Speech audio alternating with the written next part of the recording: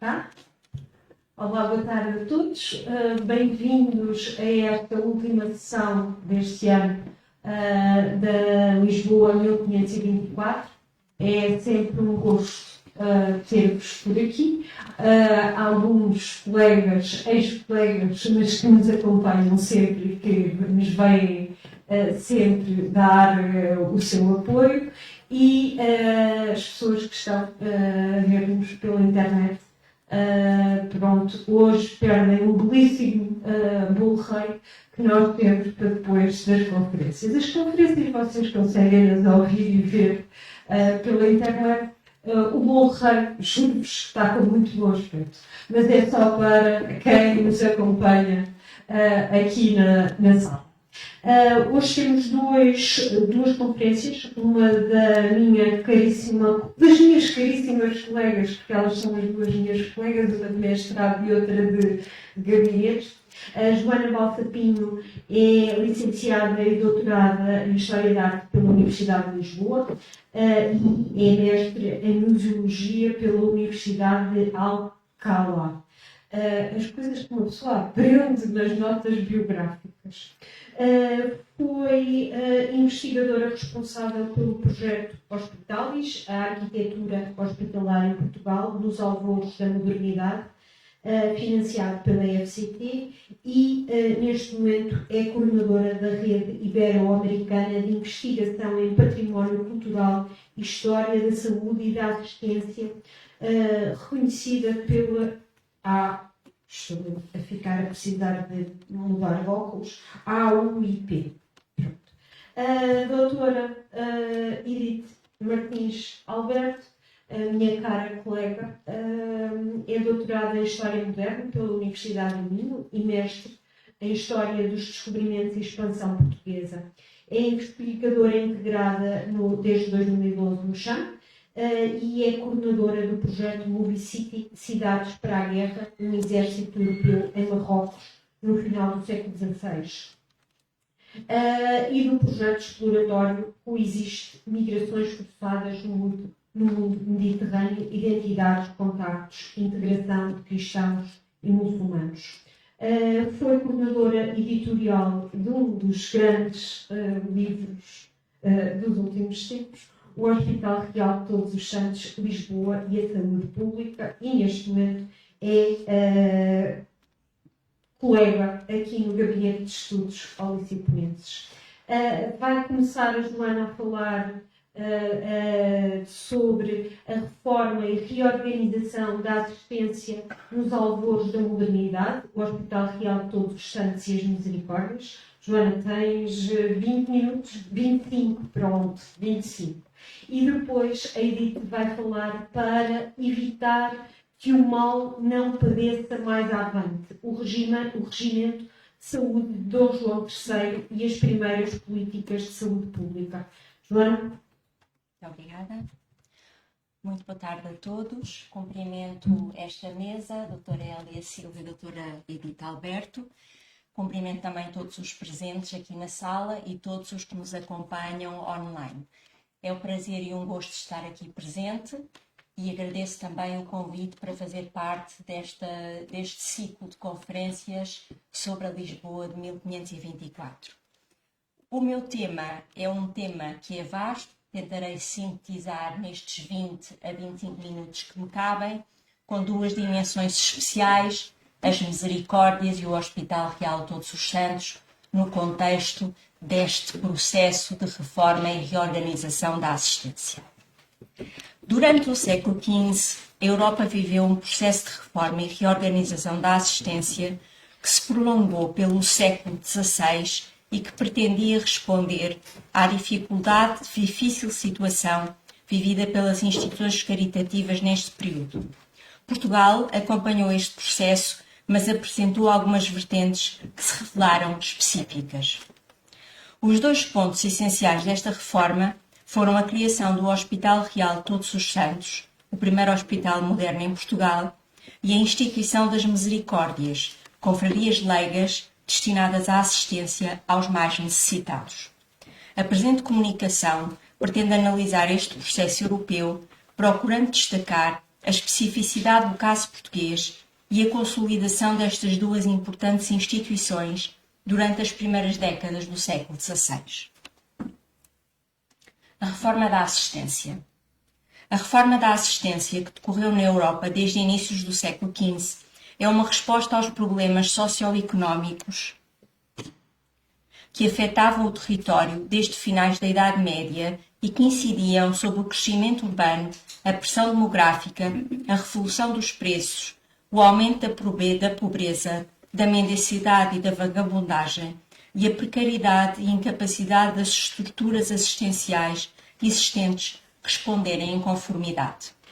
Assim, com o objetivo de dar outra dinâmica ao sistema assistencial herdado da Idade Média, num contexto de fenómeno de centralização de poder, de construção dos alicerces do Estado moderno, os governantes procederam a uma reforma da assistência, imprimindo uma reestruturação das práticas e das políticas assistenciais que se revelavam essencialmente locais e fragmentárias. As principais dificuldades sentidas pelas instituições assistenciais nos finais da Idade Média deviam-se à insistência dos gestores, à incúria dos provedores e administradores, ao não cumprimento dos compromissos ou dos testamentos dos instituidores, o que tinha repercussões nos bens e propriedades das instituições, bem como na sua dilapidação e desagregação.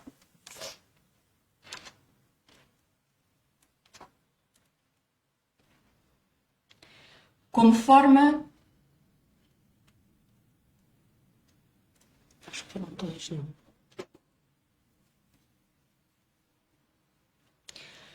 forma de debelar esta complexa situação, a CROA pôs em prática uma reforma da assistência composta por diversas iniciativas com a intenção de melhorar a gestão dos bens e do cotidiano e que abrangia a redação de instrumentos reguladores, a elaboração de livros de receita e despesa e de tomos de propriedades, a substituição de administradores, a reorganização institucional com a fusão ou a incorporação de hospitais de pequena dimensão a instituições maiores, a criação de novas instituições e a nomeação de funcionários da confiança do monarca.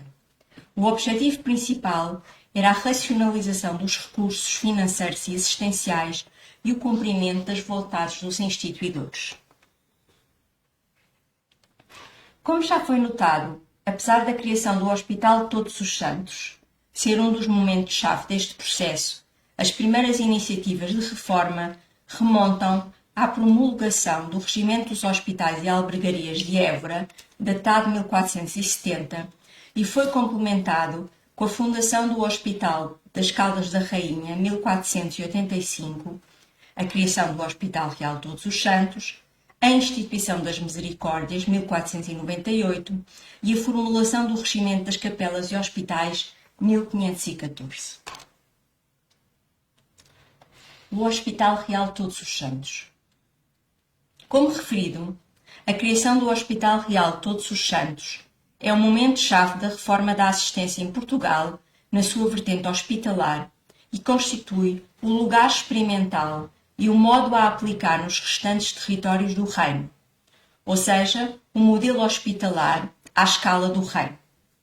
Como refere Isabel dos Guimarães Sá, e cito, a sua modernidade prende-se com a importância institucional que adquiriu, bem como à importância que os serviços médicos detinham no seu funcionamento.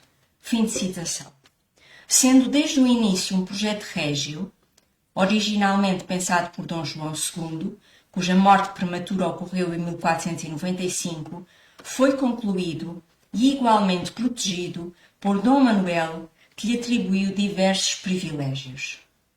Dom João II, ainda enquanto príncipe, consegue uma bula, em 13 de agosto de 1479, do Papa Sisto IV, que autorizava a construir um amplo hospital na cidade de Lisboa, com faculdade de reunir e incorporar no mesmo os outros hospitais e casas de assistência da cidade. Mais tarde, uma outra bula, com data de 21 de fevereiro de 1486, permite ao rei reunir os diversos hospitais de pobres e de meninos abandonados de cada cidade ou povoação insigne dos seus reinos e domínios ao hospital maior de cada localidade.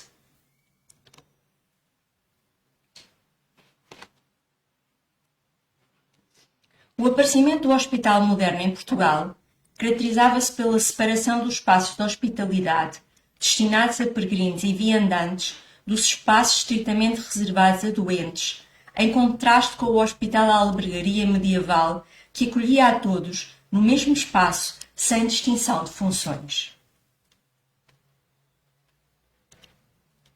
As reformas irão permitir a renovação da arquitetura hospitalar, nomeadamente a implementação de novas tipologias arquitetónicas, a especialização funcional dos espaços, a construção de edifícios com razoáveis dimensões, especificamente concebidos para o desempenho de uma função assistencial, o cuidado arquitetónico e artístico, pois os edifícios serão símbolos de orgulho cívico. Esta renovação arquitetónica será em si mesma um aspecto particular da reforma da assistência, ou seja, o processo reformista deteve também uma componente urbanística e arquitetónica.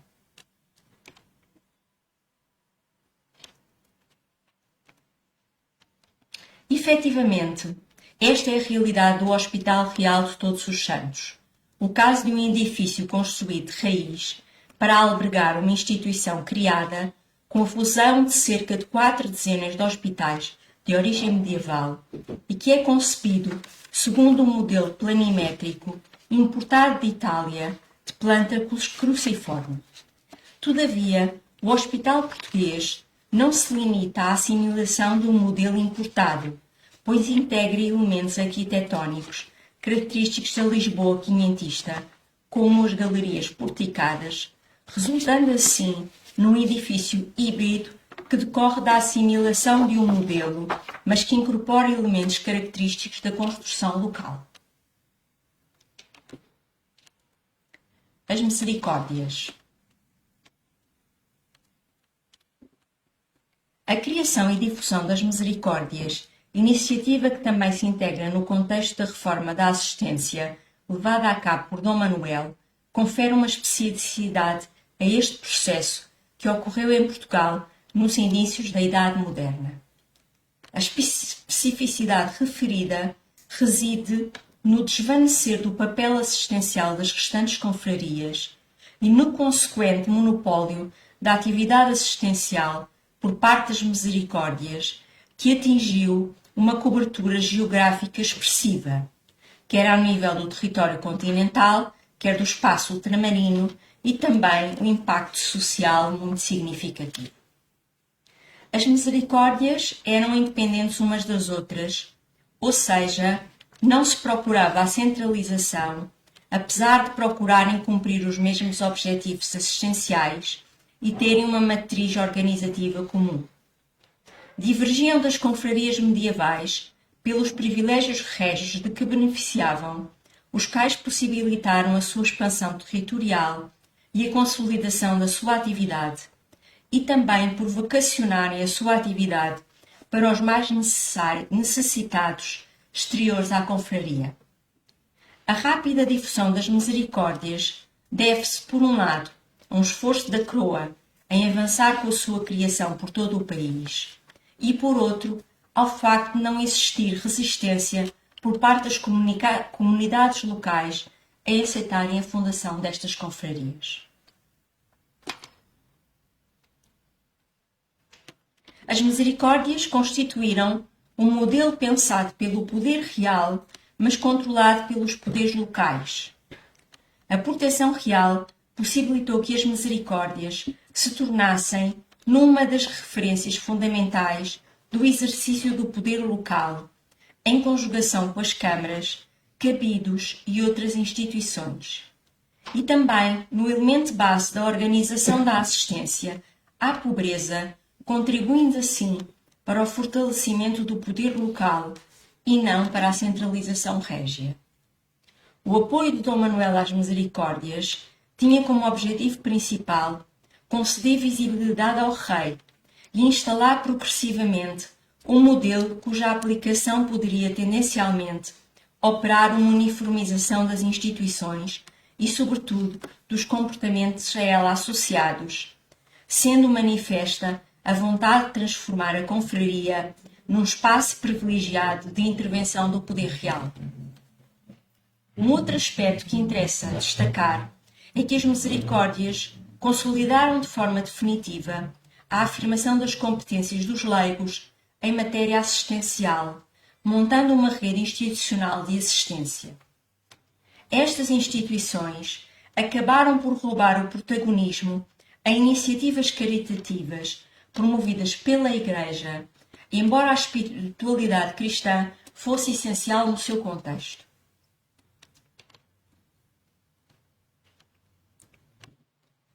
A primeira fundação foi a Misericórdia de Lisboa, em 1498. Depois,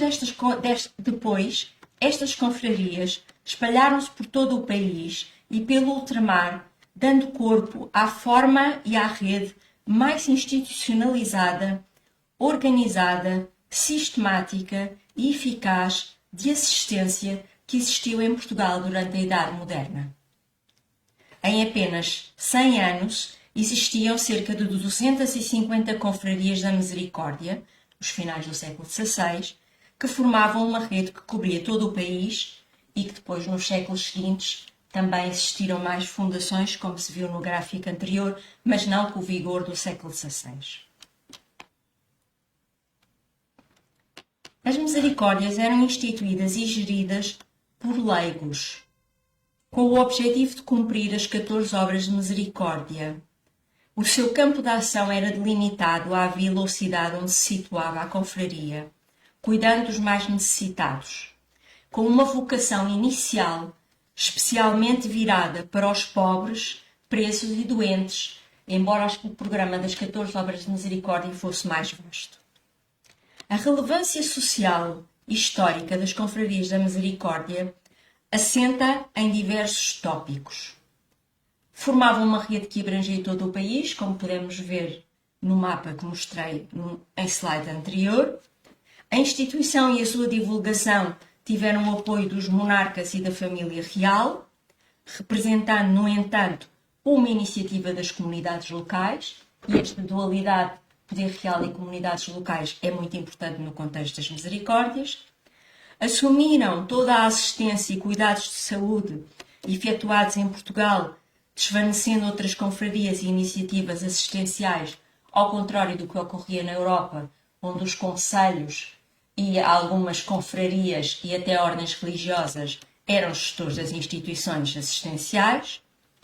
Os seus membros ganhavam prestígio social e a integração nas confrarias era muito procurada e sinal de distinção social, pelo que o envolvimento das elites locais nas atividades das misericórdias era muito significativo, semelhante ao poder que tinham também as elites municipais, inclusivamente os membros das elites que funcionavam ou que tinham cargos nas misericórdias já alternavam com cargos no poder local, nas câmaras municipais.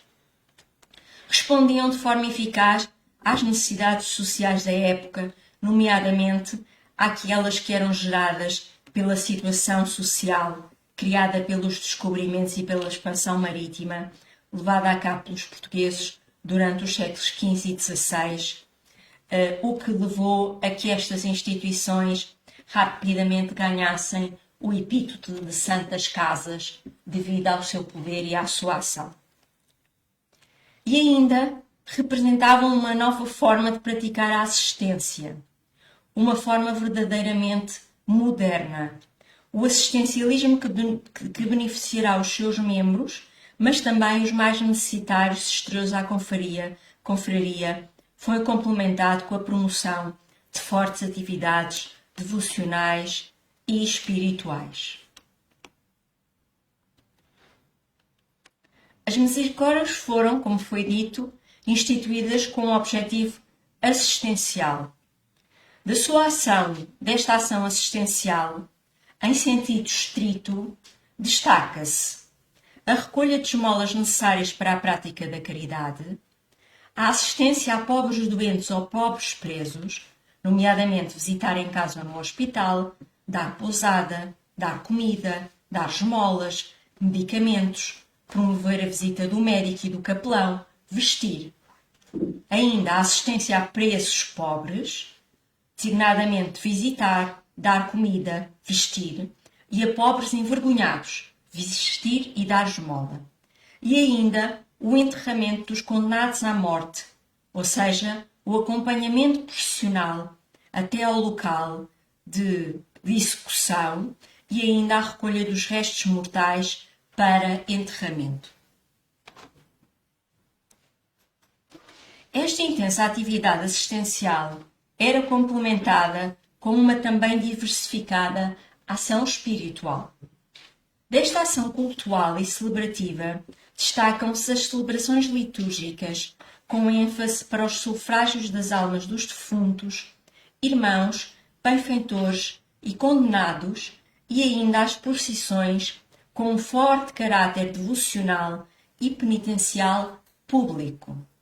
Em termos celebrativos, existiam dois momentos fortes, a Quaresma e a Páscoa e o dia da Visitação, e ambos vão influenciar quer as práticas, quer os objetos devocionais que vão ser promovidos pelas misericórdias. O primeiro momento, Quaresma e Páscoa, está relacionado com a espiritualidade penitencial que estas confrarias fomentavam, e o segundo momento, a Visitação, conjuga-se com o seu cotidiano, pois a Visitação foi escolhida como horário e dia de festa da confraria. Para a prossecução dos seus objetivos, era necessária a constituição de um pequeno grupo de irmãos com responsabilidades mais diretas e funções específicas. Este grupo, designado na documentação coeva por oficiais, reunia semanalmente para a tomada de decisões relativas à gestão da confraria e dos seus recursos e para deliberarem sobre a sua atividade. De forma a ordenar esta atividade e a sua orgânica interna, as misericórdias dispunham de um compromisso, ou seja, um documento que primeiro circulou manuscrito e posteriormente foi impresso e que teve diversas versões. No contexto do seu funcionamento, estas confrarias construíram edifícios próprios ou adaptaram construções pré-existentes para o cumprimento e gestão da sua atividade assistencial e devocional. Estes edifícios, a que a documentação designa por Casas da Misericórdia, partilhavam, embora a sua dispersão geográfica e também independentemente da sua localização, algumas características comuns intimamente relacionadas com o cotidiano confraternal e com a ação assistencial desenvolvida, assim como com as devoções privilegiadas. Merece ainda referência um outro facto que relaciona diretamente as misericórdias com os hospitais, incluindo o Hospital Real de Todos os Santos. Contrariamente ao que se verificará nos restantes países da Europa, onde, como foi dito, a gestão hospitalar é assegurada por uma diversidade de instituições, em Portugal, as misericórdias assegurarão quer o fornecimento de cuidados de saúde, tanto nos seus edifícios, as Casas da Misericórdia, com um espaço para acolhimento e cura dos doentes, quer a administração das principais instituições assistenciais, incluindo os hospitais, que funcionavam em edifícios próprios, não apenas nas grandes cidades, mas também localmente nas pequenas vilas. Inicialmente, quando se começou a formular a reforma manuelina da assistência, não estava previsto que as misericórdias agregassem os hospitais. Só no fim do seu reinado, o Venturoso ordenou que alguns hospitais de gestão municipal fossem integrados nas misericórdias locais. Nos documentos de anexação ou de atribuição da responsabilidade da gestão dos hospitais às misericórdias, existe a preocupação de que os oficiais da confraria cumpram os legados incluídos nos testamentos dos instituidores e que, sobrando algo, se despenda nas obras de misericórdia desenvolvidas pela confraria, bem como arrecadem as rendas, aforem os bens não aforados e com as rendas cumpram os legados existentes. Estes documentos destacam a boa governação a que eram sujeitas as misericórdias, apesar das poucas rendas e meios que detinham, e a forma cuidada com que eram acolhidos e tratados os assistidos. Durante o reinado de Dom Manuel, os hospitais mais importantes foram administrados por indivíduos nomeados diretamente pelo monarca ou pela família real, ou seja, as iniciativas de entrega da administração dos hospitais às misericórdias não foram uma política sistemática e igualmente não teria continuidade no reinado de Dom João III. Este monarca irá entregar a gestão hospitalar, designadamente dos principais hospitais, como Todos os Santos em Lisboa, aos cônegos de São João Evangelista. Apenas após o Concílio de Trento se registra um número significativo de transferências da tutela dos hospitais para as misericórdias. Para concluir, o processo de reforma e reorganização da assistência decorreu nos inícios da modernidade foi um processo amplo. Com múltiplas iniciativas, foi-se consolidando ao longo do tempo. Em Portugal, esse processo adquiriu especificidades, nomeadamente com a fundação e difusão das misericórdias, que marcou o reinado manuelino e joanino e que beneficiou do apoio dos monarcas. A história e a ação do Hospital Todos os Santos e da Misericórdia de Lisboa estão interligadas, têm uma origem comum, a reforma da assistência, e vão partilhar práticas organizativas e caritativas a partir de 1564, data em que a Misericórdia assume a gestão do hospital. Assim, as duas instituições que marcam Lisboa quinhentista, em termos sociais, são um fenómeno do seu tempo e da sociedade epocal. Muito obrigada pela atenção.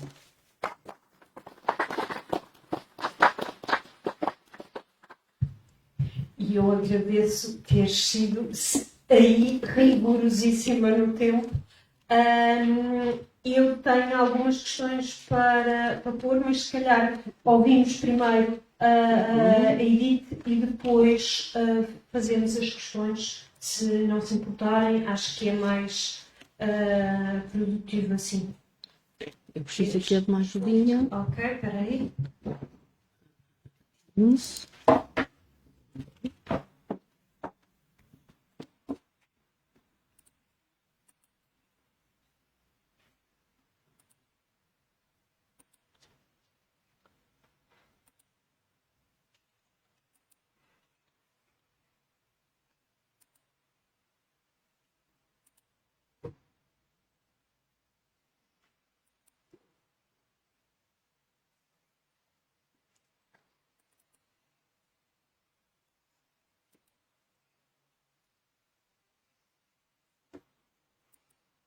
Tá?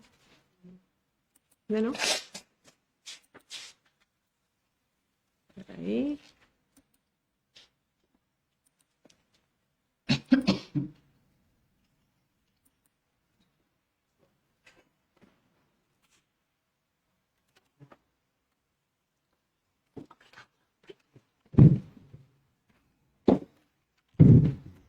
Então, boa tarde a todos. Começo por agradecer a apresentação que a arquiteta Hélia fez, cumprimentar todos os presentes aqui na sala e os que estão a ver-nos pelo Facebook do GEO e cumprimentar, claro, a Joana, que por curiosidade trabalhamos estas temáticas já há alguns bons anos, mas nunca tivemos na mesma mesa as duas. Ou seja, temos sempre apresentado à distância e através do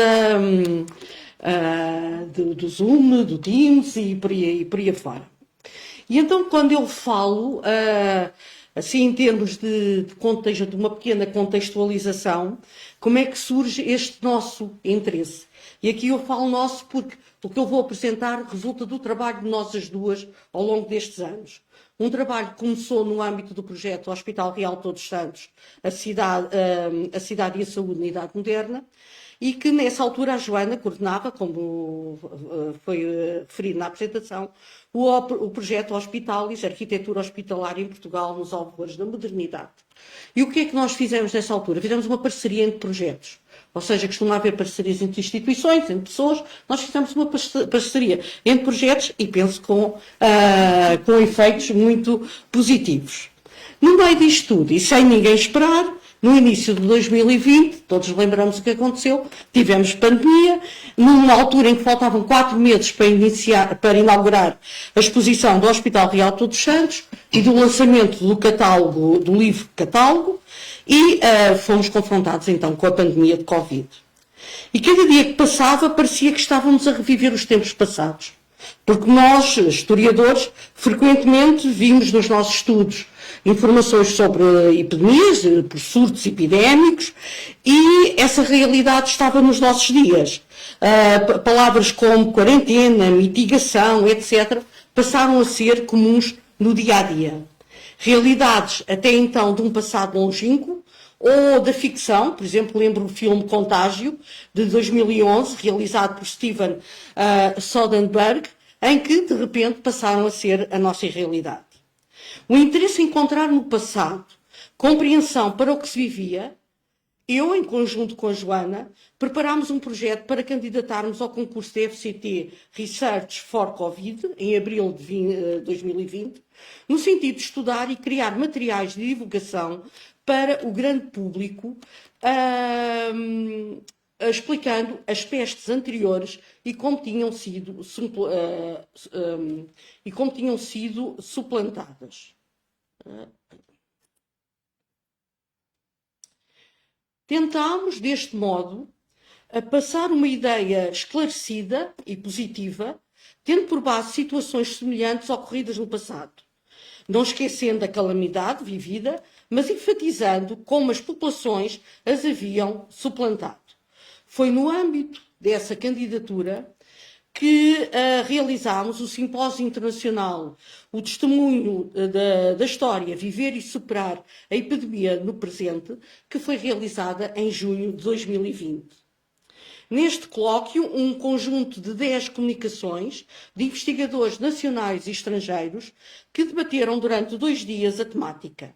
Este evento está disponível no canal YouTube do CHAM, para quem quiser rever, e algumas das apresentações foram incluídas num dossiê temático que organizámos para o número 26 da revista Anais.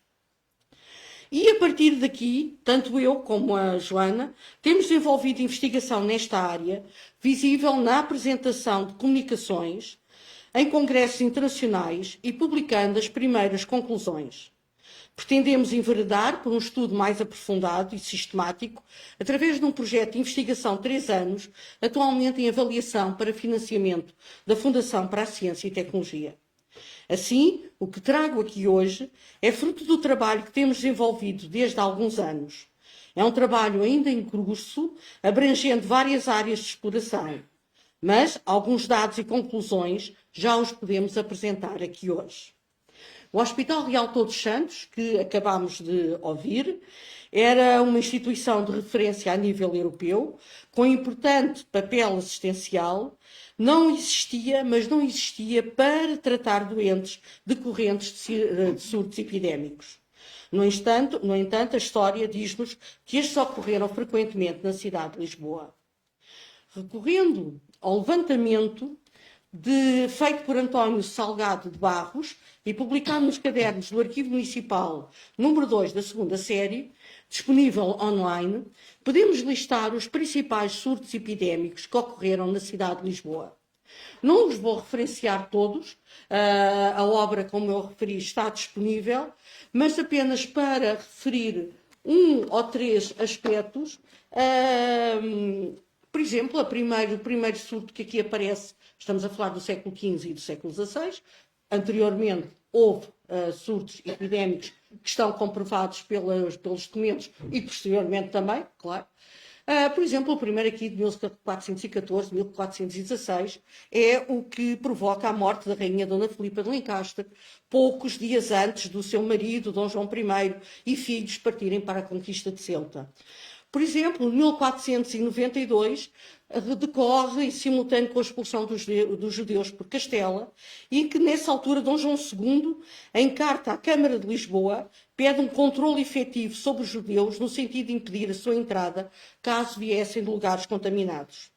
E no mesmo mês, o mesmo rei volta a escrever à Câmara prevenindo-a agora da possibilidade de contaminações por via marítima, fazendo recomendações sobre a necessidade de fiscalizar navios com o sentido de verificar se os portos de origem poderiam oferecer algum perigo de contágio à população de Lisboa. Por isso nós temos aqui já desde Dom João II esta preocupação com o mar e com o contágio que podia vir do mar. Dom Manuel, como sabemos, morre devido a um surto de peste em 1521. Por exemplo, de 1523 leva, e isso vai surgir também noutros, à criação de cemitérios próprios. Neste aqui de 1523 é feito um junto ao postigo de São Vicente e outro fora da cidade no postigo de São Roque para a sepultura dos defuntos. As outras, por exemplo, 1525, é de tal modo que os documentos dizem que Lisboa ficou quase deserta e a Câmara manifesta preocupação pela salvaguarda do funcionamento administrativo da cidade. O de 1570, para nós, importante porque chega até nós hoje, tem a ver com a procissão em honra de Nossa Senhora da Saúde, que é instituída em 1570 em virtude do fim de um surto de peste e por aí fora. Todos estes dados estão, como eu disse, estão disponíveis e tanto esta informação que foi coligida pelo António Salgado Barros, juntamente com muitos dados fornecidos pela Teresa Rodrigues, que tem estudado as crises de mortalidade em Lisboa nos séculos XVI e XVII e que aproveito para dizer será oradora no próximo seminário deste projeto em janeiro. Para se evitarem estes surtos de peste pulmonar e bubónica, ou, como hoje sabemos, de varíola, de tifo, de malária, surtos que provocaram um elevado número de vítimas e doentes que era necessário tratar e isolar. Como referi, os contagiados por estes surtos epidémicos não iam para o Hospital Real de Todos Santos. Os leprosos tinham a Casa de São Lázaro. E o que acontecia aos outros? A documentação à guarda do Arquivo Municipal de Lisboa é rica em elementos que nos permitem ir compreendendo como se atuava nestas situações. Documentação que está em grande parte tem sido digitalizada nestes últimos anos e disponibilizada no site do arquivo. Foi com surpresa que começámos a detectar toda uma complexa organização, assente sobretudo na Câmara de Lisboa, no sentido de evitar a entrada de epidemias na cidade e do controle quando elas se propagavam, através de medidas sanitárias estabelecidas com rigor. Um dos documentos mais antigos que nos chegou até nós, sob a preocupação de defender a cidade destes surtos, data do reinado de Dom João I, numa altura em que o infante Dom Duarte estava como regente, e ele dirige-se aos juízes, vereadores, procurador e homens bons da cidade de Lisboa para criticar a sua atuação relativa a um navio inglês que aportara em Lisboa com vários tripulantes doentes e que desencadearam um surto pestífero na cidade. Para que tal não voltasse a repetir, o infante impõe um conjunto de medidas para o Conselho de Lisboa. Quando os navios passassem na zona do Restelo, no sentido da entrada no Porto de Lisboa, os oficiais da cidade deveriam ser detentores de informação relativa à existência de doentes a bordo ou se havia falecido algum dos tripulantes durante a viagem. Em caso de suspeita, a embarcação deveria logo ser impedida de entrar na cidade e deveria sair do estuário do Tejo. O infante justifica estas medidas drásticas pelo perigo de afetar a cidade e desta e cito, e desta cidade se espalharia por toda a terra, que seria grande dano. É notória a noção que Lisboa era a principal porta de entrada no reino e havia que impedir os contágios na cidade e a sua consequente propagação pelo resto do país. E, por outro lado, é evidente o papel de Lisboa na aplicação destas medidas. Controlo esse que já vinha de reinados anteriores, pois Dom Duarte, quando se dirige à Câmara, neste documento, critica uma situação que não teria sido cumprida e que lhe competia. O que nos faz ver que isto já vinha de reinados anteriores. A imposição de medidas de prevenção e controle das epidemias vindas do mar são comuns aos sucessivos reinados. Anos mais tarde, Dom João II escreve ao Senado de Lisboa, impondo novas medidas para a defesa da cidade e ordena a colocação junto a Alcântara de 2 esteios de mármore com 2 bandeiras.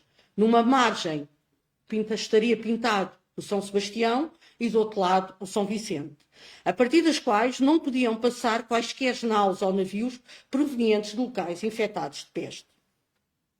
Em caso de incumprimento, metade da carga revertia para a coroa e outra metade seria aplicada nas obras da cidade, enquanto que os mestres e a tripulação seriam açoitados e condenados ao degredo. As embarcações vindas de lugares suspeitos deveriam fazer quarentena no estuário do Tejo. Estamos a ver aqui também uma noção nova e que nós... peço desculpa. E que nós vimos nos colóquios que fomos participando, que é bastante recuada a noção de quarentena e a sua aplicação em Portugal.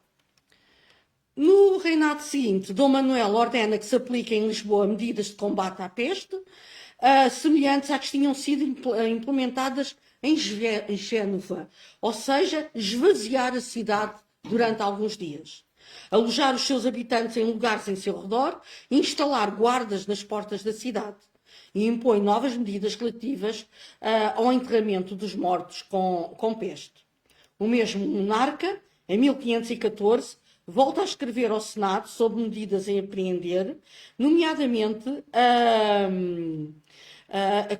referindo que são instituídos pregões para difundir pela cidade a fim de evitar o contágio de peste, ou seja, pregões que eram colocados, que eram para informar as pessoas o que é que deviam fazer e o que é que não deviam fazer para não se contagiarem. E ordenava que 2 oficiais recolhessem informação junto das tripulações dos navios estrangeiros sobre os locais onde haveria peste. A preocupação em defender a entrada marítima do Porto de Lisboa foi uma preocupação constante por parte dos monarcas. Ou seja, o Restelo, Belém, vai tornar-se o local de verificação do estado da saúde a bordo dos navios e, por consequência, o ponto de decisão da possibilidade de entrar ou não do Porto de Lisboa. Isto vai se manter até muito ao longo do século XVIII.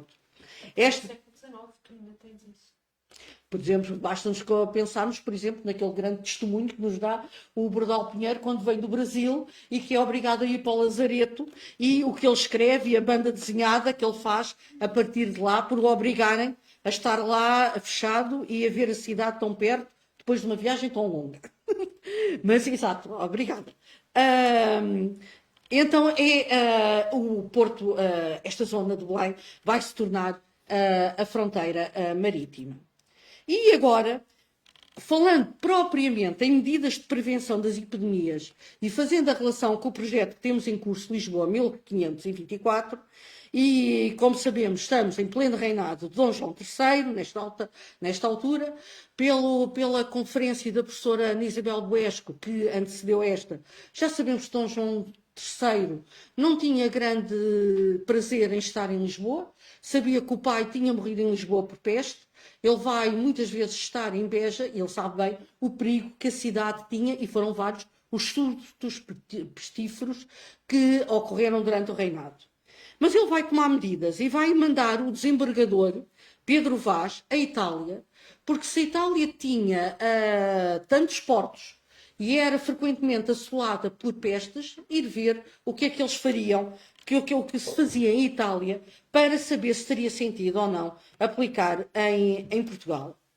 E daí vai surgir este regimento em que, segundo Pedro Vaz, haveria todo o interesse em aplicar as medidas ao Reino de Portugal pela eficiência demonstrada na contenção de contágios e para remediar o dano e cito, o dano da dita pestilência.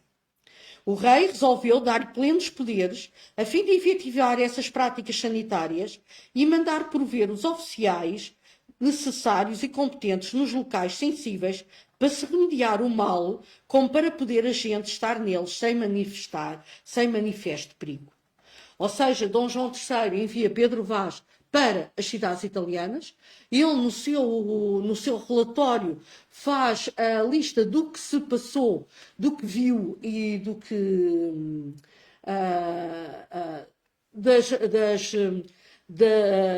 dos métodos que eram utilizados e, como ele refere, tiver prática com algumas pessoas que sabem o modo que têm em Roma e nas cidades principais de Itália e outras fora dela, para se remediar o dano da dita pestilência, e mandei pôr-se em escrito a ordem e maneira que se dá para se atalhar a peste.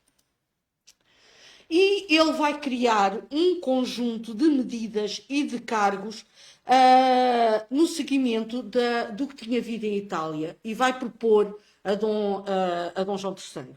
Um deles era a existência de 3 provedores da saúde. E reparem, havia logo o aspecto, não eram 2, eram 3, porque eles quando eram 2 não chegavam a conclusão nenhuma e não decidiam. Então era melhor 3, que havia um para desempatar.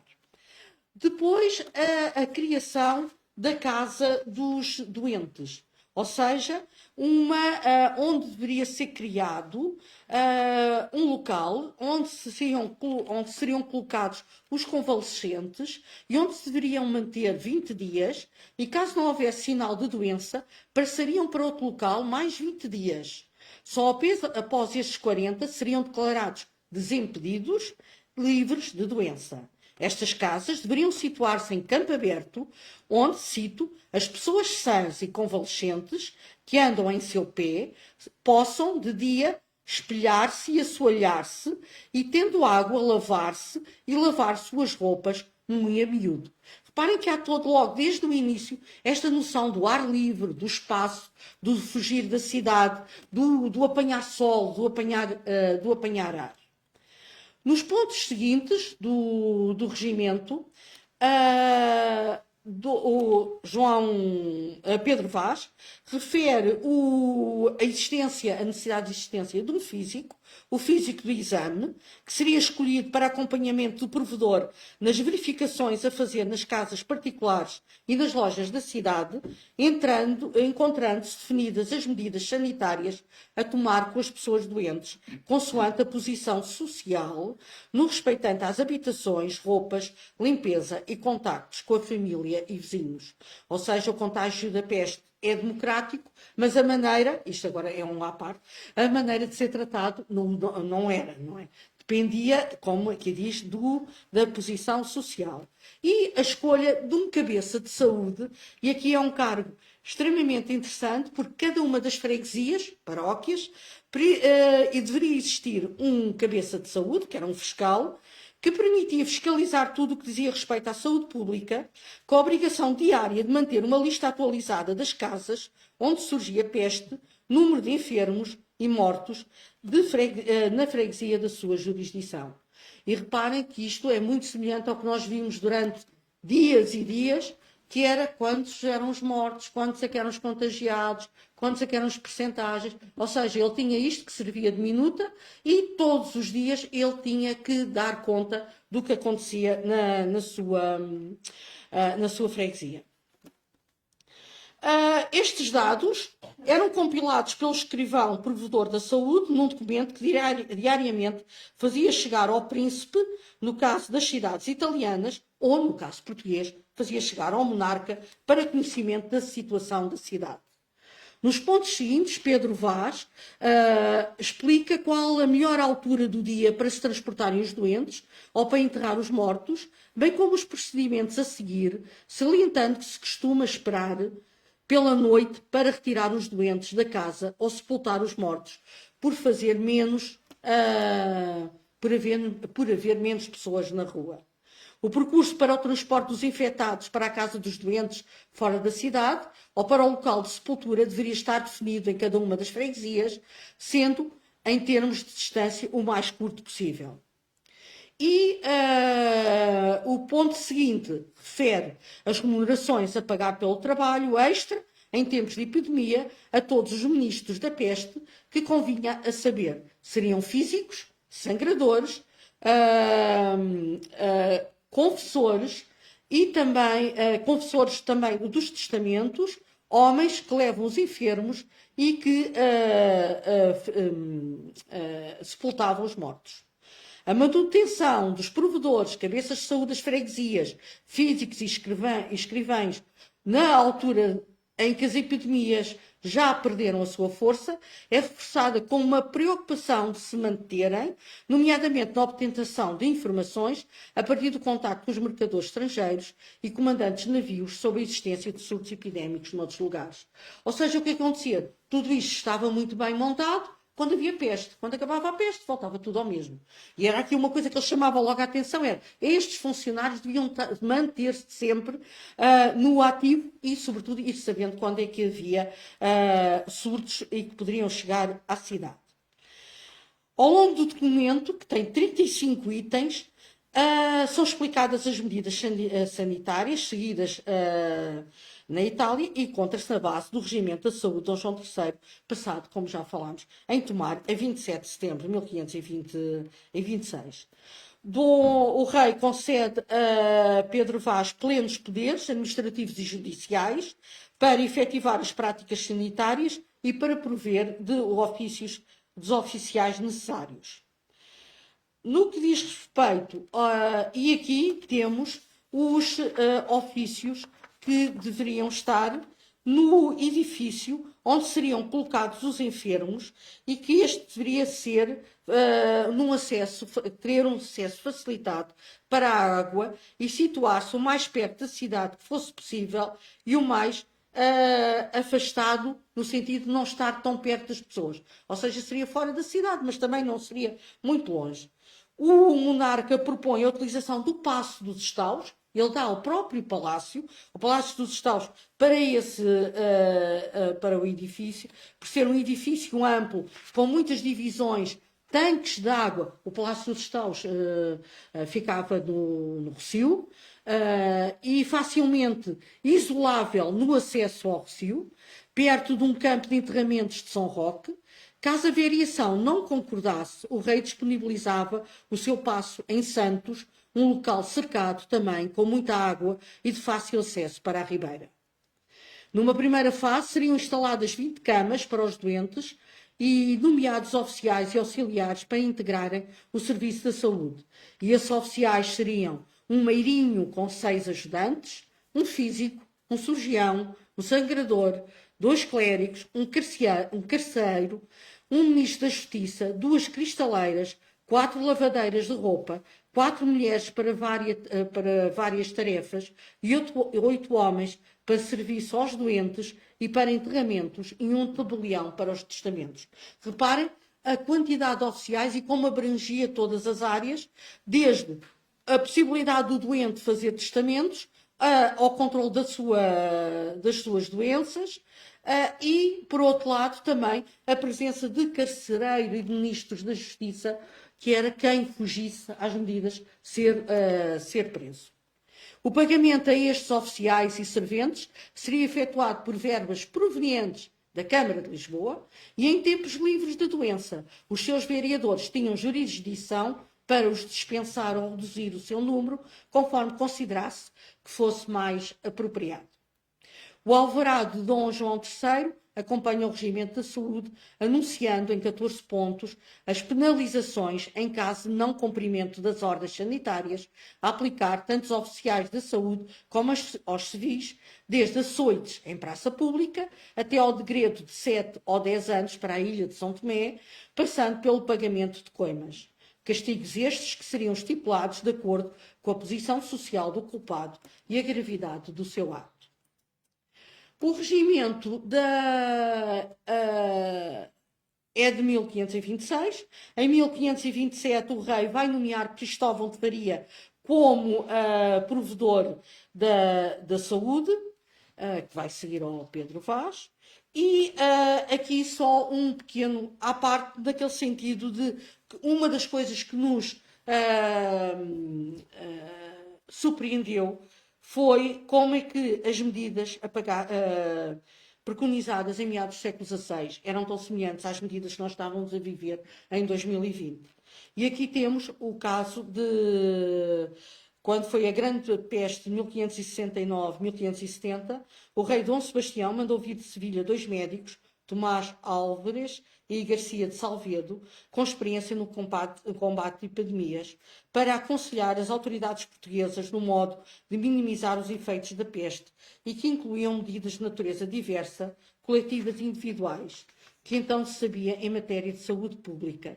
E, dentre essas medidas, nós destacamos, eu aqui não vou ler todas, mas reparem como há uma quantidade de medidas que nós naquela altura dissemos que era quase 80%, eram iguais às que estavam a ser preconizadas 4 séculos depois. E aqui começamos a vislumbrar um claro empenho em dotar as autoridades com mecanismos modernos contra os flagelos epidémicos. E aqui nós vamos ter, nos reinados seguintes, tudo esta política vai sendo preconizada, vai sendo incentivada, vai se adaptando às novas ideias e vamos ter o regimento Pedro Vaz, que foi o que nós já vimos. Dom Henrique vai emitir um alvará com força de lei, ordenando que fosse imediatamente posto em prática o regimento de provimento da saúde e cura dos enfermos, ou seja, uma atualização do regimento anterior de 1580. Em 1680, Dom João IV surge o regimento da saúde que fez o Senado da Câmara em tempo de Dom João IV, e este é curioso porque o Dom João IV queria saber se colocou à variação da cidade a hipótese se seria melhor, cito, se seria melhor curarem-se os doentes do dito mal em suas casas que na casa da saúde, pois a cidade não podia suprir a despesa que se fazia e o mal se ia tanto dilatando, a fim de se conjugar o tratamento indispensável com uma redução de custos para melhor rentabilizar as despesas obrigatórias, assim ficariam em casa. Em 1693 surge o regimento que se há de observar sucedendo haver peste, que Deus nos livre, em algum reino ou província confinante com Portugal, e é curioso porque o título, aqui vemos, este é o de 1580, tudo isto é documentação, como estamos a ver, do Arquivo Municipal de Lisboa, e aqui o de Dom João IV, e aqui o regimento, como eu estava a dizer, que tem como título, regimento que se há de observar sucedendo que haja peste, com a interjeição de que Deus nos livre de algum reino ou província confinante em Portugal. E depois, logo de seguida, o regimento de saúde para o Porto de Belém. E este regimento, aqui, a Casa dos Doentes vai passando a Casa da Saúde, como temos estado a ver, e este regimento é que vai impor até à medida do possível, do que os nossos estudos nos permitem, como eu disse, isto é um assunto que ainda está em estudo, e que vai instituir o provedor-mor da saúde, que vai passar a ser do reino, ou seja, a partir de Lisboa, tudo isto vai ser aplicado em todos os portos de Portugal continental e das ilhas, e vai surgir a figura do guarda-mor da saúde, do provedor, já falei, o guarda-mor da saúde, que tinha como uma das suas funções, para além de substituir o provedor, era ver as cartas da saúde, ou seja, todas as embarcações que chegavam ao Porto de Lisboa tinham que trazer cartas dos portos onde tinham parado, a testar que não tinha peste, que não havia peste nesse porto. Esta é do Porto de Génova, aqui temos outro exemplo, esta é do Porto de Cádiz. Depois haveria um escrivão, o guarda da bandeira e o intérprete. E o intérprete é extremamente curioso porque estavam definidas as perguntas que tinham que ser feitas à tripulação e ao piloto, aos cargos mais importantes da embarcação. Nomeadamente, estão definidas as perguntas, estão definidas a estratégia que o intérprete devia ter para saber se eles estavam a mentir ou não. Observar o rosto, etc. Para saber, porque tudo tentava, porque se eles achavam que vinham de um barco de peste, tinham que voltar para trás, não é? Não entravam no Porto de Lisboa. E são os únicos oficiais a terem como penalização o despedimento por não cumprirem as suas obrigações. Porque cito, constando que em algum tempo que deixou de fazer a tradução ao dito intérprete, além de perder o ofício, será castigado com mais penas que parecer ao Senado. Ou seja, porque eles tinham que saber inglês, italiano e francês, pelo menos, mas o guarda-mor não sabia o que é que eles estavam a falar, por isso ele podia ser facilmente corrompido. E agora, para terminarmos, fizemos aqui uma pequena montagem de diversas panorâmicas de Lisboa sobre onde ficaria a Casa da Saúde. E aqui vemos na grande panorâmica de azulejo do Museu Nacional do Azulejo, em que a Casa da Saúde ficava um pouco atrás da Torre de Belém, ou seja, a zona de Pedroços em Belém. Aqui, na panorâmica de Lisboa, depois do terremoto de 1755, que está aqui também, está ali com um tomzinho amarelo, junto por trás, não é, da Torre de Belém. Aqui, saltando já para o século XIX, e vamos aproximando da atualidade, na carta de Filipe Folck, nós vemos aqui o Boqueirão da Saúde e aqui a Casa da Saúde. E aqui estamos, a zona de Pedroços, está aqui o rio. Na planta das calçadas e canalizações de 1871, vemos também ali a zona, no mesmo sítio, ainda como Boqueirão da Saúde. Que aqui já, aqui na de Silva Pinto, ali está. E aqui no Instituto do Levantamento Cartográfico do Instituto Geográfico Cadastral, em que, em vez de Boqueirão, passou a ter o nome de Travessa da Saúde, que é o nome que ainda tem esta rua, que se mantém assim. Ou seja, atualmente é uma rua sem saída, mas que se mantém com este traçado, como podemos ver aqui no levantamento topográfico de 2023, que aqui deixou de ter acesso, mas que se mantém. A Casa da Saúde no século XIX tinha este aspecto, a torre de onde eles viam os barcos, porque era logo o primeiro avistamento, para depois de tinham uma embarcação a remos para se aproximarem das embarcações maiores que ficavam fundeadas no Tejo, e aqui uma fotografia atualizada do nosso colega José Vicente da Casa da Saúde, que atualmente ela tem-se, pelo menos as vezes que eu lá passei, está fechada, pertence à GNR, e que está, pronto, não tem as suas funções que tinham anteriormente.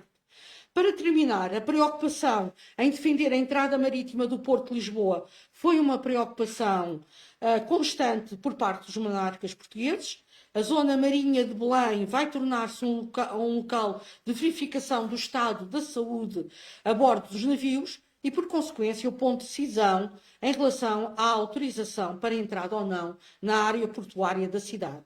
Pois, como citando, o tal mal vem de muito longe, cerrado nas caixas dos marinheiros e nas próprias mercadorias, e quase impossível, lugar grande, de grande tráfego e de perto do mar, estar muito tempo sem peste.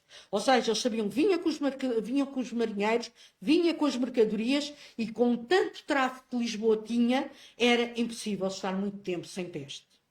Belém vai com as suas torres fortificadas de São Vicente e de São Sebastião, a par dos oficiais da Provedoria da Saúde, vai transformar-se na fronteira marítima e, com o tempo, passa a ser o local escolhido para controlar o tráfego naval e impor um serviço efetivo de medidas de controle de prevenção sanitária regulamentado, servido por oficiais regulamentados e funcionando permanentemente com o objetivo de evitar e neutralizar qualquer doença vinda de outras paragens. As intervenções práticas em tempos de crise epidémica, foram constituindo medidas sanitárias preventivas, temporárias, que mais tarde, e já com caráter de continuidade, levaram à criação de estruturas definitivas e de regulamentos decisivos. A organização dos serviços de saúde vai, ao longo dos anos, articulando entre a prática e a ciência, procedendo de necessidades de uma eficiente defesa sanitária da população, que a Câmara da Cidade assumiu e adaptou progressivamente num acompanhamento dos problemas europeus de saúde pública. E muito obrigada.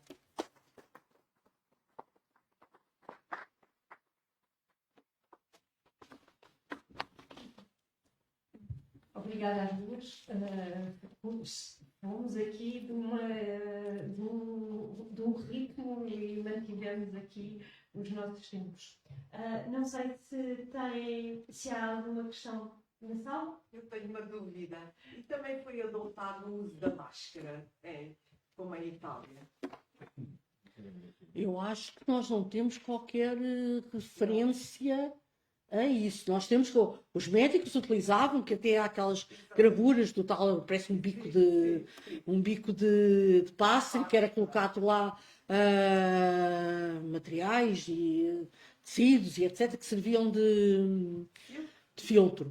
Agora, para as pessoas, eu penso que não temos. Não, eu não digo para as pessoas, digamos, os profissionais de saúde, como se diz hoje, não é? Os profissionais de saúde, que é uma das coisas que nós lamentamos imenso, é para as cidades italianas. Nós temos imensa iconografia e temos até os funcionários das câmaras, nomeadamente, temos aquele do quadro de Florença, temos os funcionários das câmaras com os seus trajes próprios para recolherem os doentes e tratarem do assunto. Nós em Lisboa, nós em Portugal temos muito pouca arte. Também, não é? E temos muito pouca arte para que tenha que apareça essa informação. Mas sabemos que eles tinham que ter uma faixa que era para serem reconhecidos, e isso havia, para os funcionários de saúde havia, sim. Não sei se temos questões pela internet. Não? Então, cá. Sim, a minha questão também vai para a Edith. Em relação aos escravos que chegavam doentes, eles também iriam para a casa de saúde ou eles iriam para outro lugar? É que eu estou a dizer, o nosso projeto ainda está, ou seja, as pesquisas ainda está em curso. Não temos nenhuma diferenciação dos escravos irem para outro sítio. Nada disso. O que nós temos é, por exemplo, naquelas medidas, que não sei se repararam que quando projetámos as medidas do tempo de Dom Sebastião, é que havia medidas específicas para os negros, que era proibir os bailes e ajuntamentos negros. Nós não sabemos, então e os outros bailes? E a outra que tinha era pôr em quarentena os navios de transporte de escravos. Por isso estavam em quarentena, em princípio, quando eles entrassem na cidade, já não estavam doentes. Pelo menos aqui há uma diferenciação, não é? Não sei se temos mais alguma questão. Para a Joana, as misericórdias, pelo que tu disseste, foram assumindo a gestão dos hospitais. A nível de, por exemplo, da monarquia, quando foi do tempo da monarquia ibérica, como é que a situação se tratava em Espanha? Eram as misericórdias também que controlavam os hospitais em Espanha? Não, não. Em Espanha a situação manteve-se a mesma. Em Portugal, as misericórdias durante a União Ibérica continuaram a assumir a gestão dos hospitais e houve muitas anexações. Nota-se na Chancelaria Régia um aumento das anexações de hospitais a misericórdias com pedidos para que as misericórdias gerissem os hospitais. Portanto, como eu referi, é um processo que se inicia no reinado de Manuel, mas nessa altura não é ainda um processo sistemático, nem no reinado de Manuel, nem no reinado de João III. Começa a ser um processo sistemático a partir do Concílio de Trento. E a partir de 1560, notamos muito na Chancelaria Régia muitos pedidos e muitos alvarás com essa anexação. Portanto, até ao final do século XVI. Portanto, com o período da União Ibérica, nada se modifica em Portugal relativamente ao papel das misericórdias, mas em Espanha continuam a ser os mesmos os conselhos, confrarias e ordens religiosas a gerir os hospitais. Portanto, não há nenhuma influência portuguesa na realidade espanhola.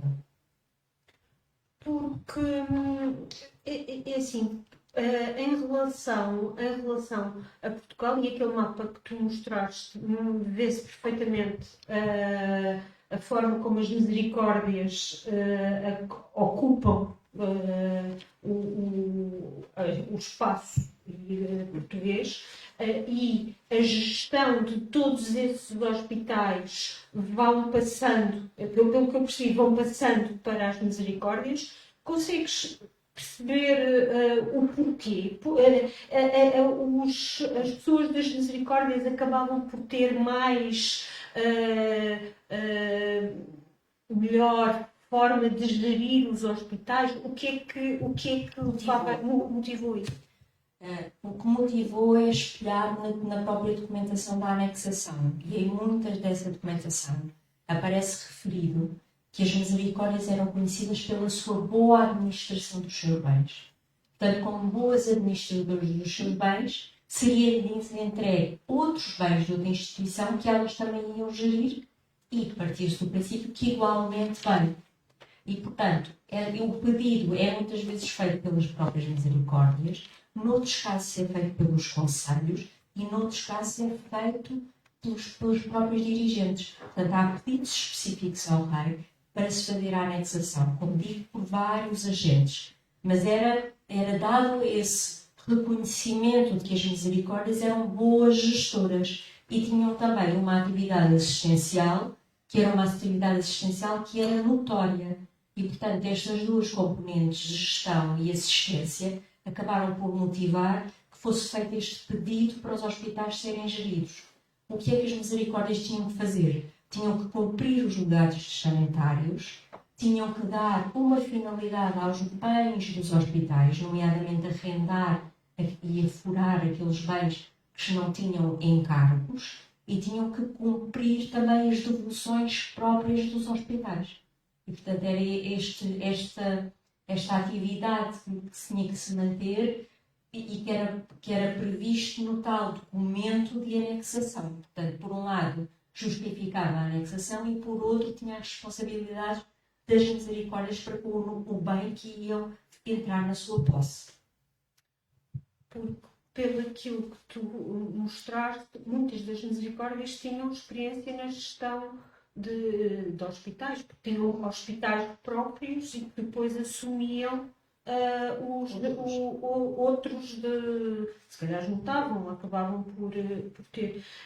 Edith, em relação ao que tu falaste, eu gostei imenso. É engraçado porque nós vamos trabalhando juntas há tanto tempo e eu nunca tinha visto esta forma do regimento tão sistemático como apresentaste. Este regimento depois é efetivado em Lisboa, depois passa para os outros portos, Setúbal, Porto, os vários portos acabam por duplicar esta legislação que começa em Lisboa, porque é por aqui que o mal entra, e depois passa para os outros portos de Portugal e se calhar do Brasil. Que é que acontece no Brasil? O Brasil vai repetir esta legislação, vai também pôr estas questões na ordem da gestão das câmaras. Então, primeiro. Ela tem um vozeiro ao maior que o meu. São mais Não, eu tenho aqui os coisinhos. Tenho aqui hoje começando pelo início, se as medidas foram aplicadas, eu penso que há aqui uma situação que eu referi e que já toda a gente podemos concluir. O rei deu o Palácio dos Estaus para fazer a Casa da Saúde e se a Câmara não gostasse do Palácio dos Estaus, que dava o Palácio de Santos. Alguma vez teve a Casa da Saúde no Palácio de Santos ou no Palácio dos Estaus? Pronto. Por isso, as medidas estavam muito bem definidas, mas nunca foram aplicadas a 100%. Porque depois passa a peste, é o grande problema. É o que nós vivemos nos nossos dias. Pronto. Acaba a peste, ninguém se lembra de nada, não é preciso nada. Pronto. Já ninguém morre peste. Agora é assim, vai surgir quando... Depois eu já falei depois mais rapidamente, que foi esta fase, a parte final da comunicação, aqueles últimos regimentos e depois, sobretudo, para o século XVIII, é instituída a Provedoria Mor da Saúde e o Provedor Mor tem jurisdição por todo o reino. Por todo o reino. Todo o reino e ilhas. A documentação as leis, as medidas são duplicadas para todos os portos. Todos os portos será a mesma medida. Nós, por exemplo, temos uma pessoa na nossa equipa que são dos Açores, nós estamos a ver nos Açores acontecia o mesmo. A heroísmo é logo aplicado na mesma altura, no século XVI, da defesa em termos do Porto. Agora, a maior ou menor influência das câmaras é assim, estes oficiais pertencem à Provedoria Mor que está em Lisboa. Por isso, aqui o peso da Câmara de Lisboa é muito maior do que é depois dos outros concelhos. Porque parte daqui. E nós, como mesmo no século XVIII, nós temos as determinações para a Provedoria Mor que depois são replicadas através da Provedoria Mor. No Brasil acontece a mesma coisa? O que é que acontece no Brasil? Nós, neste momento, já agora, só para saber, nós temos neste momento a assistir uma investigadora que está a fazer uma tese de doutoramento, a preparar uma tese de doutoramento sobre este assunto. Por isso, passava-lhe a palavra. No Brasil, segue a mesma regra. O que se aplica no reino se aplica no lar, território ultramarino. Desculpa. Mas eu estava falando que no Brasil se aplica a mesma regra. Assim como, por exemplo, a misericórdia vai seguir o mesmo modelo da misericórdia de Lisboa e do restante do reino. Lá, por exemplo, na Bahia, que é o território que eu estudo, quando se fala nessas questões também de vigilância sobre as embarcações, é muito parecido com o que acontecia aqui. Tem a quarentena, tem o lazareto. O que não tem no Brasil até 1808 é a Intendência Geral da Polícia, que aqui já tem na segunda metade do século XVIII. E só vai ter no Brasil a partir do momento que a família real vai para o Brasil. E também não tem as casas de saúde. Pelo menos eu nunca vi nenhuma documentação que falasse sobre as casas de saúde, por exemplo, para o Brasil. Mas, em relação a essas medidas sanitárias, é muito parecido. Em relação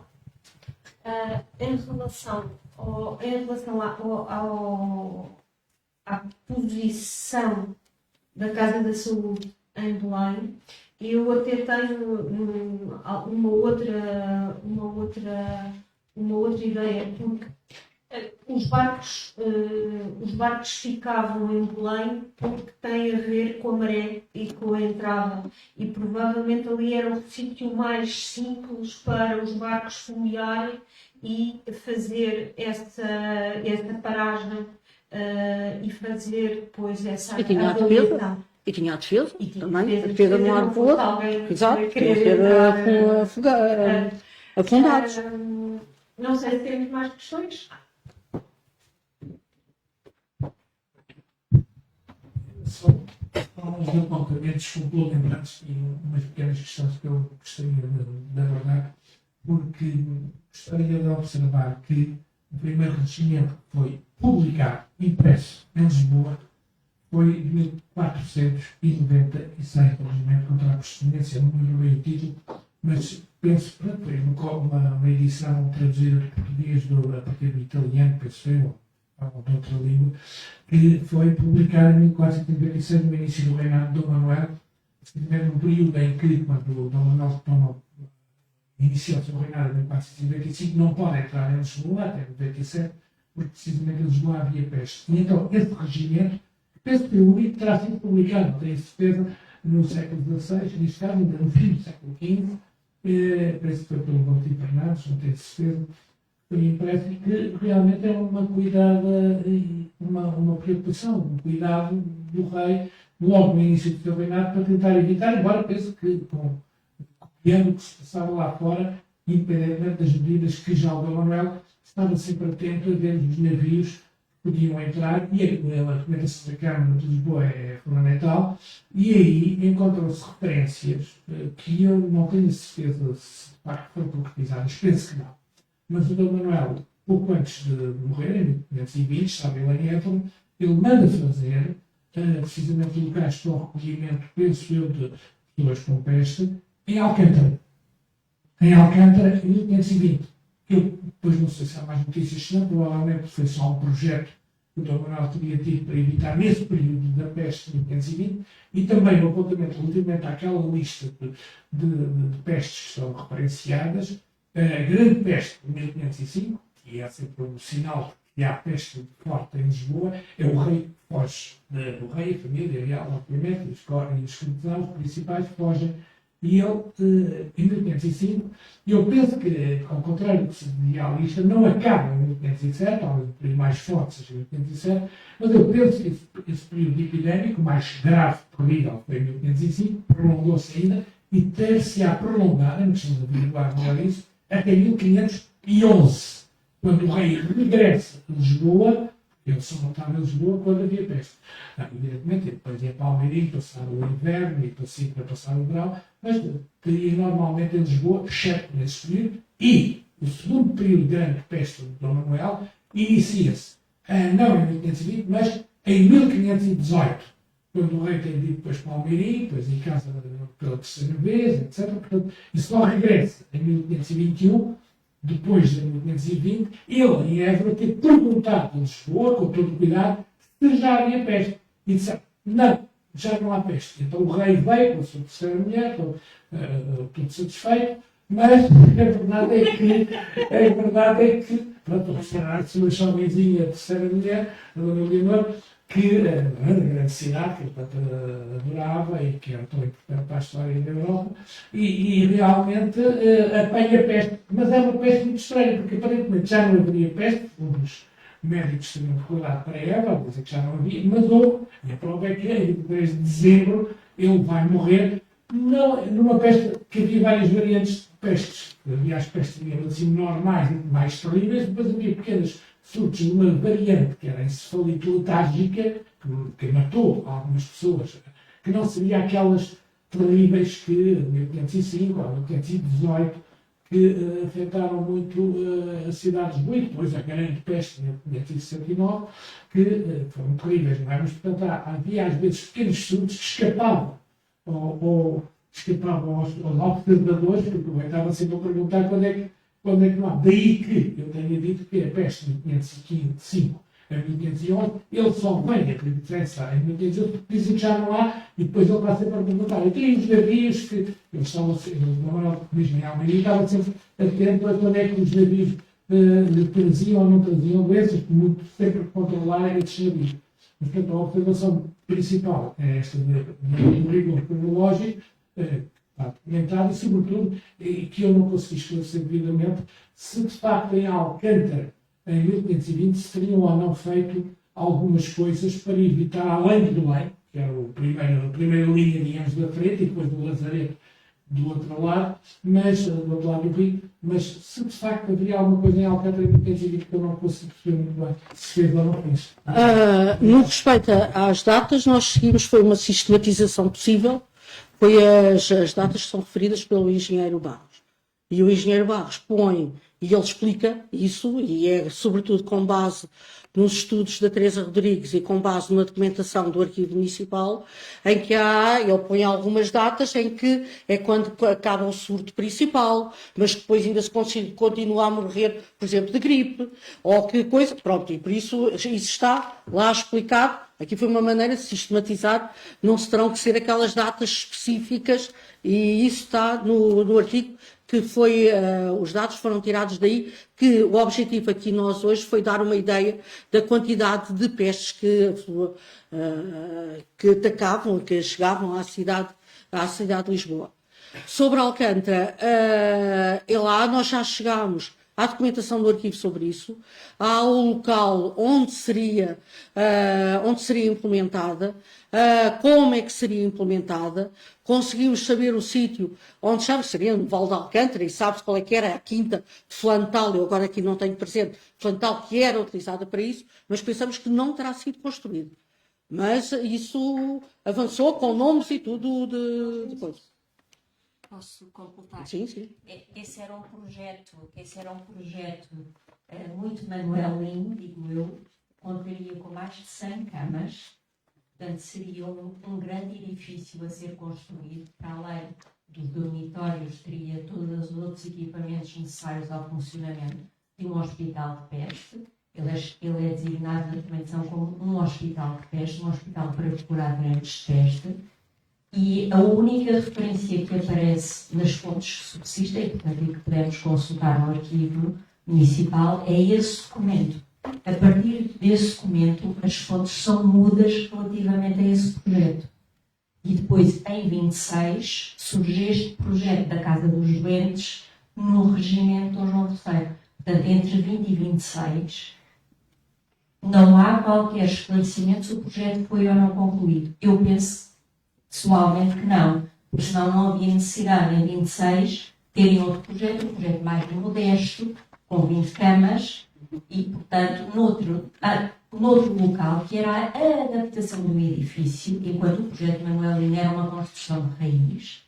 Portanto, aqui, com o Dom João III, é a adaptação do edifício pré-existente, portanto, não teria as mesmas condições, não foi pensado para essa utilização. E, portanto, não me parece que faça muito sentido haver dois projetos com tanta proximidade. E depois, também, fisicamente em Alcântara, não se conhece nenhuma estrutura que subsista relacionada com esse projeto. Portanto, penso, pessoalmente, que terá ficado apenas pelo projeto e não terá havido desenvolvimento, possivelmente, como a Edith referiu, que a peste terminou. E, portanto, até ao final do século XVI, estas instituições e mesmo as casas dos doentes, os hospitais de peste, as ideias funcionavam enquanto havia peste. O surto terminava e tudo se desvanecia. Só a partir da segunda metade do século XVI é que começam a haver estruturas permanentes que funcionam mesmo em tempo em que não há peste. E, portanto, este projeto Manuelino penso que será no mesmo sentido. Já agora só dizer, em termos das normas de Dom Manuel, e como referimos, ele baseia-se nas implementadas em Génova. Aquela ideia de esvaziar a cidade é à semelhança do que acontecia em Génova, por isso está nessa documentação que o Dom Manuel legisla nesse sentido. Do tempo dele também, como referi, são os enterramentos, medidas relativas ao enterramento dos mortos com criação de novos cemitérios e, sobretudo, aquela medida que eu dei ênfase, que é a criação de pregões para as pessoas saberem como é que devem atuar. E isso tem a ver com essas medidas que Dom Manuel preconiza e da nomeação dos tais 2 oficiais, pela primeira vez, para averiguarem junto dos navios estrangeiros se vêm ou não de peste, de locais com peste. Não. Terminamos por aqui. Falamos com um bocadinho de bolo rei e vinho do Porto. Agradeço imenso a todos a vossa presença. Digo só que o próximo seminário é a 14 de janeiro, Demografia e Ofícios. É a Teresa Ferreira Rodrigues, o Jorge Fonseca e a Adelminda Rios. Como diz o meu chefe, fiquem bem e vimos-nos falar. E boas festas. E boas festas.